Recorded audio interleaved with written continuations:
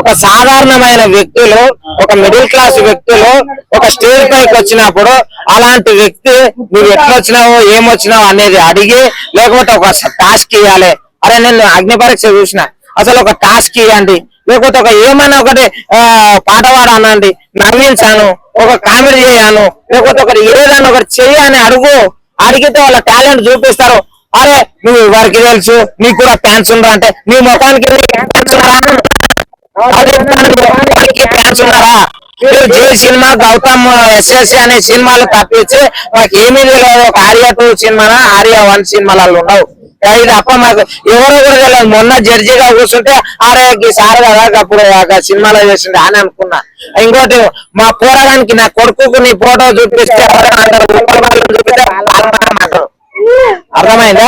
నువ్వు ట్రాన్సా అన్నట్టు అడిగింది బిందు మాధవి, దాన్ని ఎలా చూస్తారు? నువ్వు ట్రాన్సా వాళ్ళు అని అడిగింది బిందు మాధవి. ఏమో వాళ్ళతోటి మంచిగా కనెక్షన్ ఉండొచ్చు, ఆమెకు వాళ్ళ ఫ్రెండ్షిప్ ఉండొచ్చు, అందుకు అడిగిందేమో.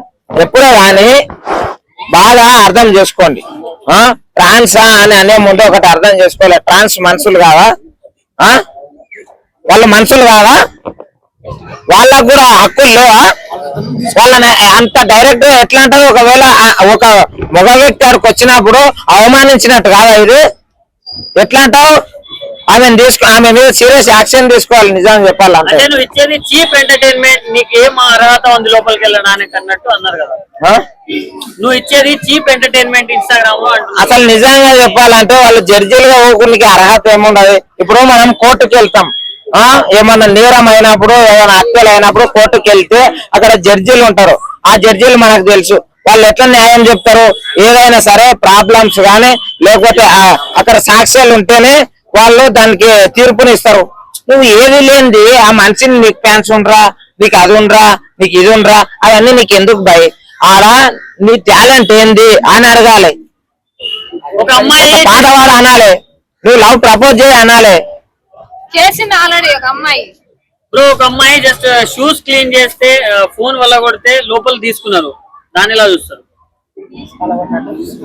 మెయిన్ ఇంపార్టెంట్ దానికి అప్లై చేసుకున్న వాళ్ళకి తెలియలేదా అని నేను చెప్తా.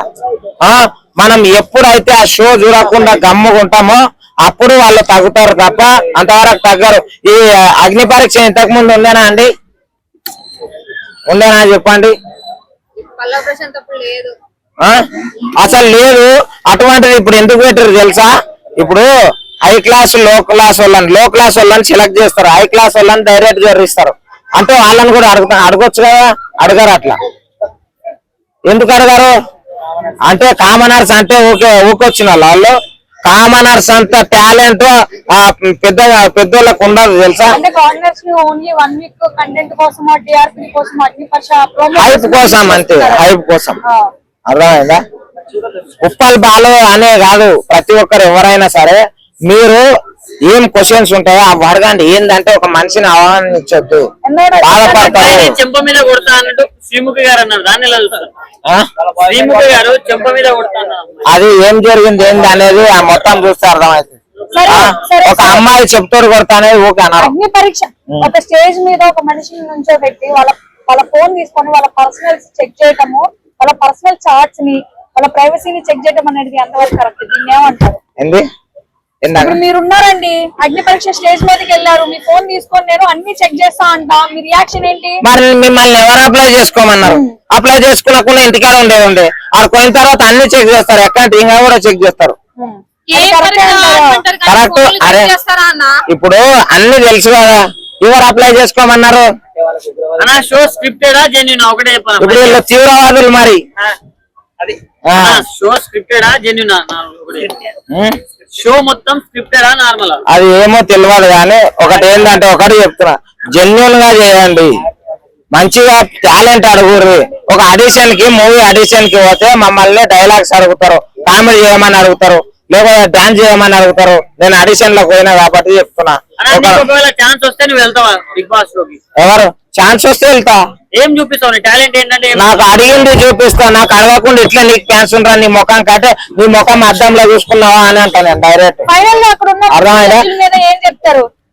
ఒక పెయింట్ వేసేటోండి లక్షల మంది సబ్స్క్రైబర్ తెచ్చుకున్నా, నీ మొహానికి ఏం తెచ్చుకున్నావా అని అడుగుతా. అర్థమైందా? అక్కడ ఉన్న జడ్జిల గురించి ఏం చెప్తారు ఒక మాటలో? అక్కడ ఉన్న జడ్జిల గురించి అవగాహన లేని వాళ్ళని కూర్చోబెట్టిందని అనుకుంటున్నాను. మరి వాళ్ళ ప్లేస్ లో ఎవరిని కూర్చోబెడితే బాగుంటది అంటావు?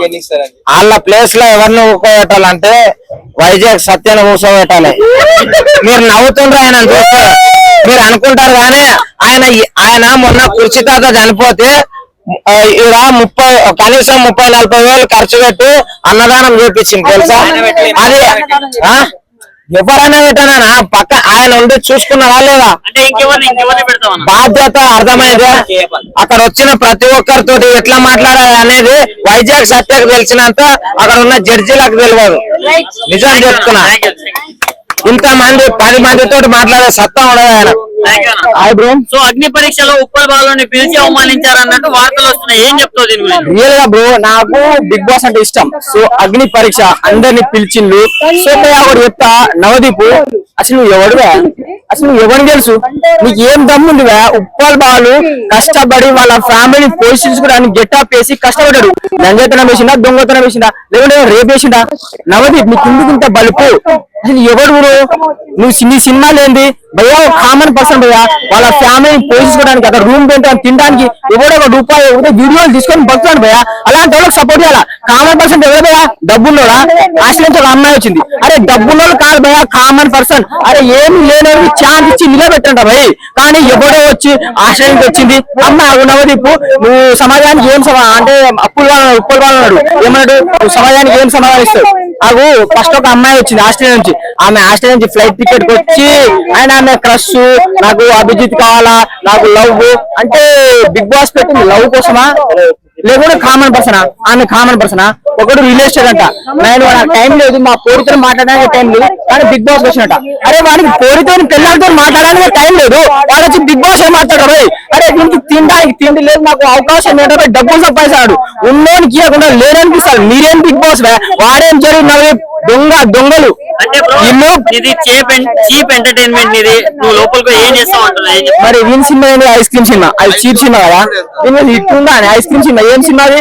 అంటే సమాజానికి ఏం సమాధానం ఇస్తున్నావు? అరే అతను 10 మందిని నవ్విస్తాడు, నువ్వేందిగా వల్గర్ సినిమాలు తీస్తావు? నీ హిట్ ఎక్కడ ఉంది? నీకు ఛాన్స్ లేదు. అరే ఒక అవకాశం ఇచ్చినాడు, ఒక వ్యక్తి వచ్చిండు, గౌరవంగా మాట్లాడాలా.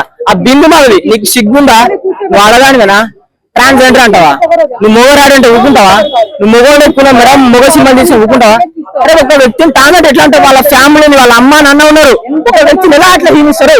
మీరే చెప్పండి అన్న, ట్రాన్స్జెండర్ ఎట్లా అంటావు? నువ్వు బిందు మాది నువ్వు సినిమా తీసి అమ్మాయి సిగ్గుసారా ముందా? అరే అతను ఒక అమ్మకాయ పుట్టు, నువ్వు కూడా అమ్మకాయ పుట్టు, మాట్లాడే విధానం ఉంటుంది, పద్ధతి ఉంటుంది. సరే ఏదో భయ్యా టిక్ చేసుకుంటా కష్టపడి మనకి ఇష్టాన్ని పాడుతూ మనతో ఉండి మనతో ఉన్న వ్యక్తి ఒకసారి బిగ్ బాస్ కి వచ్చినప్పుడు సరే ఆ అమ్మాయికి టాస్క్ ఇచ్చినావు, షూ తుడు అమ్మ, షూ అయితే ఆమె షూ ఎట్లా తుడవతో నీళ్ళలో ముంచితే ఇస్తుంది. సరే అదే టాస్క్ ఉప్పల్ బాల్కి ఇస్తే ఏమైంది? సరే ఉప్పల్ బాల్ ఓడిపోతే ఛాన్స్ ఇవ్వండి. నువ్వు సమాజానికి ఏం మాట్లాడుతున్నావుగా? దిమాకుండా ఒళ్ళు దగ్గర పెట్టుకొని మాట్లాడు. అభిజిత్ సిగ్గుసరం ఉందా? అభిజిత్ సమాజం గురించి నీతులు చెప్పడం కాదు, అమ్మాయిలా క్రష్ చేసుకుని హక్ చేసుకుంటా సిగ్గుందా? ఆమె ఎవరో తెలియదు, షోకి వచ్చిన అమ్మాయిని హక్ చేసుకొని తీసినావు. నువ్వు నచ్చదు పనిగా 2 మార్క్స్ ఎట్లా ఇస్తారు? 2 మార్కులు అసలు నీకు ఏం అధికారం ఉంది? పిలిచి అవమానిస్తారా? అసలు బిగ్ బాస్ టీమ్ వాళ్ళకి జడ్జిలేనా? వాళ్ళకి ఏదో షోలు లేక ఖాళీగా ఉన్నారు, డబ్బులు ఇచ్చి మరీ అవమానిస్తారు. అరే పిలవండి అన్న, ఛాన్స్ ఇవ్వండి. అరే తిన్నోనికి, అరే అన్న ఆకలి అన్నం పెట్టు, అన్నం పెట్టిన వాడు తిన్నాడు కింద పడేస్తాడు. వాల్యూ ఉన్నోని ఇవ్వండి అన్న, సమాజాన్ని కాపాడండి. రియల్ గా ఉప్పల్ జెన్యున్ పర్సన్. సరే అతను ఇప్పుడు వల్గర్ ఏదో 10 మంది నవ్విస్తాడు కాబోయా, అది చాలా అలాంటి అరే కష్టం ఉండేది ఛాన్స్ ఏంటి? కానీ ఎవడెవడో వస్తాడు, ఏదో తప్పు చాలా. నాకు తెలిసి ఫేమస్ పిలిస్తే వాళ్ళ రేటింగ్ వస్తుంది, మళ్ళీ వీళ్ళని పంపిస్తారు, వీళ్ళ తెలిసి వాళ్ళు వీళ్ళని పెంచుకుంటారు.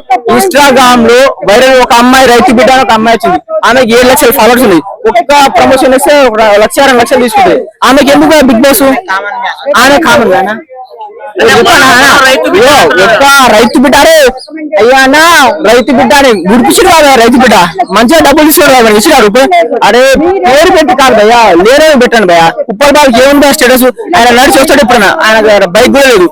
అలాంటి అంటే ఇప్పుడు ఆయన వచ్చిండు, ఆయన నవ్విపించిండు, అంత మంచి చేసినప్పుడు అలాంటి ఎవడు నవదీప్ గారు ఎవరి గురించి అనేసి అంటే ఎంత అవమానించినా కూడా బిగ్ బాస్ 10, 11, 15 వరకైనా నేను ట్రై చేస్తా, మళ్ళీ వస్తా.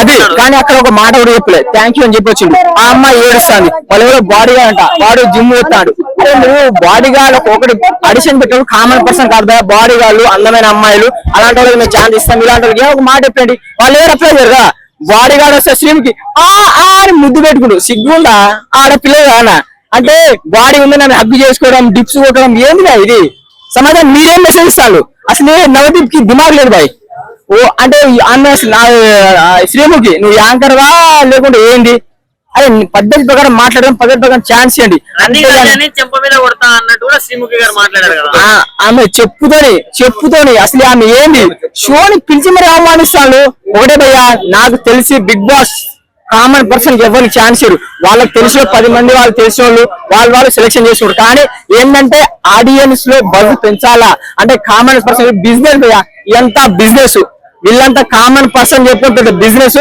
కానీ కామన్ పర్సన్ ఇప్పుడు బాగా ఛాన్స్ ఇస్తే బాగుండదు నాకు అనిపించింది ఎందుకంటే జెన్యున్ గా ఆడతాడు ఒక మన మంచి వ్యక్తి మన వ్యక్తి అదే అనిపించింది ఇంకోసారి నవదీప్ అండ్ బిందు మాధవి నోరు దగ్గర పెట్టుకొని మాట్లాడండి కూడా ఇప్పుడు జబర్దస్త్ నరేష్ ఉన్నారు కదా తను తీసుకున్నారంట ఏ గేమ్ ఆడతాడు అదే కాదు బిగ్ బాస్ లా అవి ఆదివారం పరివారం ఆడతారు కదా ఈ ఆదివారం పరివారు వీళ్ళని తీసుకుంటారు వాళ్ళని తీసుకుంటే ఏం పొరపడుతుంది రోజు చూసేమో కానీ అలాంటి వాళ్ళు తీసుకుని ఏం లేదు ఏంటంటే బిజినెస్ ఈ బిగ్ బాస్ అంతా బిజినెస్ మనం చూసి మనల్ని గురిపిస్తారు కామన్ పర్సన్ ఎవరు ఛాన్స్ ఇది మాత్రం వాస్తవం hi sir hi so Bigg Boss Agnipariksha నిన్నటి నుంచి స్టార్ట్ అయింది దాంట్లో ఉప్పల్ బాలు గారిని రన్నింగ్ రాజా ఇలా కొంతమందిని అవమానించారన్నట్టు సోషల్ మీడియాలో మొత్తం షేర్ చేస్తున్నారు పబ్లిక్ సో దీన్ని ఎలా చూస్తారు మీరు నేను దీన్ని మాత్రం చాలా ఖండిస్తున్నానండి కామనర్ గా పిలిచారు మీరే అగ్ని పరీక్ష పెడుతున్నాం అప్లై చేసుకోమన్నది మీరే ఎవరైతే 3 minutes వీడియో చేస్తారో వాళ్ళని మీకు సూటబుల్ పర్సన్ తీసుకుంటా అన్నది మీరే కండిషన్స్ పెట్టింది మీరే మీకు